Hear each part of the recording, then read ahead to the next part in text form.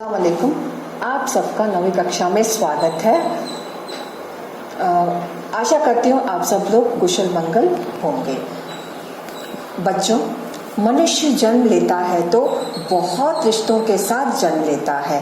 रिश्तों का मतलब होता है संबंध। ये संबंध खूनी रिश्ते, खूनी संबंध होते हैं जो उसे या उसकी माता पिता, भाई बहन, दादा दादी, नाना नानी से जुड़े होते हैं, जिन्हें हम खूनी रिश्ते या संबंध कहते हैं। इन रिश्तों से हटकर कुछ संबंध होते हैं, जैसे मानवता का संबंध, आदर का संबंध, भाव का संबंध आदि।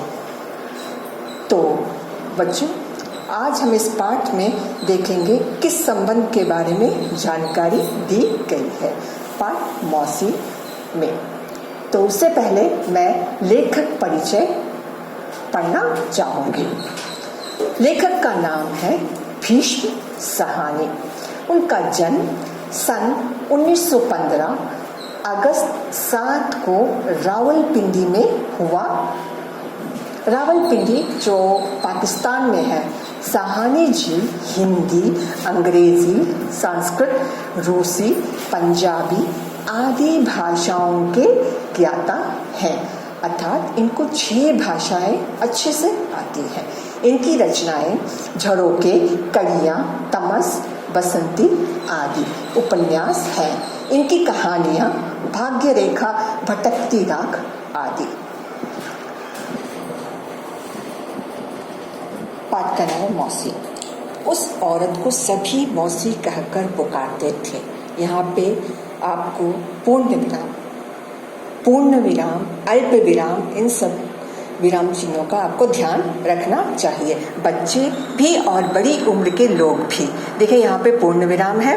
मौसी सबको माँ के जैसी प्यारी बनी थी। सबके सुख दुख के सब समय में साथ देती थी। बच्चों के लिए तो वह सेवा की मूर्ति बनी थी। प्रतिदिन दोपहर होते होते मौसी स्कूल के फाटक पर पहुंच जाती थी। जैसे ही छुट्टी की घंटी बजती, वैसे ही बच्चे भागते हुए बाहर निकलते और मौसी के कंधे पर अपने अपने बस्ता डाल देते। मोहल्ले के सभी बच्चे उसे घेरे रहते थे। तो इस तरह देखिए इस मौसी पाठ में जो है किस तरह से बच्चे मौसी को प्यार करते हैं।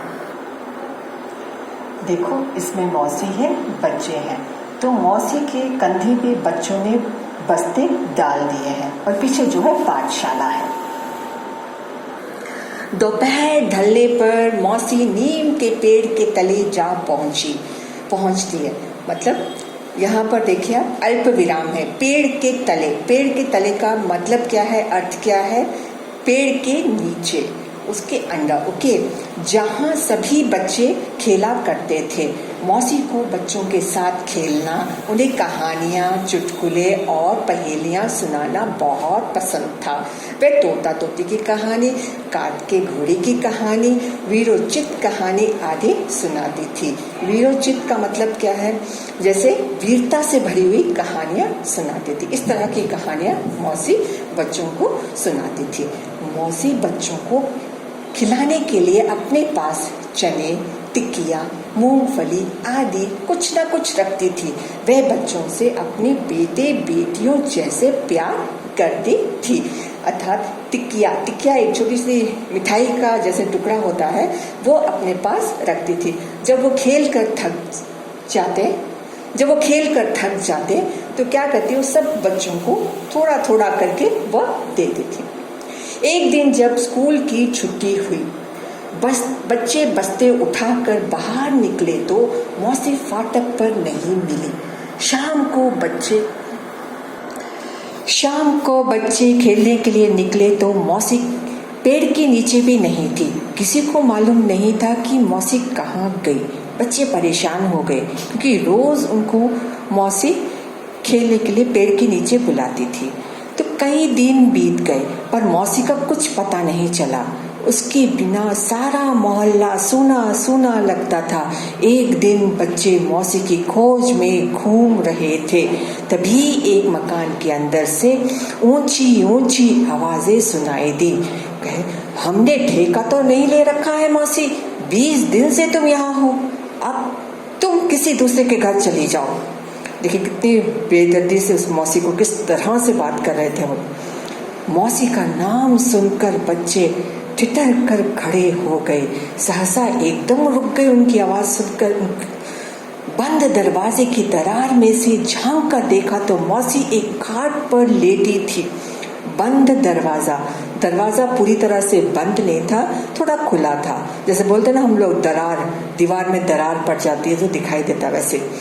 तो उसके बाल उलझे हुए और चेहरा सूखा हुआ था। मौसी को ऐसी स्थिति में देखकर बच्चों को बहुत दुख हुआ और गुस्सा आया। जरूरी है गुस्सा आना, क्योंकि बच्चे मौसी से बहुत प्यार करते थे। दूसरे दिन बच्चे हॉकी मैच लेकर लौट रहे थे। रास्ते में पुल के पास मौसी बैठी नजर आई। उसके पास एक छोटी सी कटरी लाठी भी थी। मौसी को देखकर सब उसे घेर कर प्रश्न पूछने लगे। बच्चों, इस चित्र में आप देख रहे हैं एक कटरी है और लाठी है। कटरी का मतलब क्या है? एक पोटली है, और वो बहुत परेशान नजर आ रही है मौसी। बच्चे उनको घेरे हुए हैं। तू इतने दिन कहाँ थी मौसी? यहाँ क्यों बैठी हो? एक ने पूछा। मैं यहाँ से जा रही हूँ बेटा, मौसी कहते हुए मौसी की आंखें भर आई। तू तो बीमार थी मौसी, तबीयत कैसी है? बलदेव ने पूछा। बेटा मैं ठीक हो गई हूँ, अपने गांव जा रही हूँ। हम तुझे कहीं नहीं जाने देंगे मौसी, सबने एक स्वर में कहा।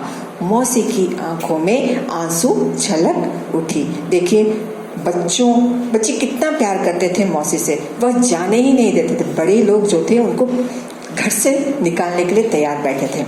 दुकान के सामने एक खाट बिछी थी। खाट मतलब आपने देखा होगा कि पंचायत राज, जो पंचायत चलता है तो पेड़ के नीचे जो है कॉट, पंचायत राज चलता है तो पेड़ के नीचे एक कॉट बिछी हुई होती है, ओके, उसे कहते हैं खाट।